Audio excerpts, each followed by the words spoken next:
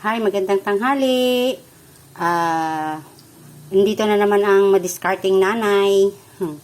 Nagpipirito tayo ng isdang maliliit. Dulong kung tawagin, dulong or duyong. Maliliit siya. Sobrang liit. Para siyang hipon na kaliliit yung ginagawang alamang. Parang ganun siya kaliliit. Nilagyan ko po siya ng torta po ito, torta. Nilagyan ko po siya ng konting asin, pamintang durog, bawang na durog, sibuyas na durog. Lahat po yung powder. Merong pamintang black na powder, nilagyan ko po siya ng white na powder. Tapos nilagyan ng itlog, tsaka cassava flour. Tapos saka ko po siya konting magic sarap. Tapos saka ko siya pinaghalo-halo. Tapos ayan, ganyan, pinirito.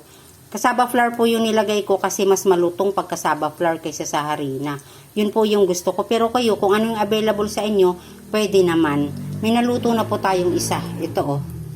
Yan. Yan po yun. Sasawsaw na lang po sa suka, tsaka bawang na may suka. Ganon. Ayan po siya. Ito po yung ating tanghalian sa ngayon. Tuloy po natin pagpipirito. Okay, hanggang dito muna guys.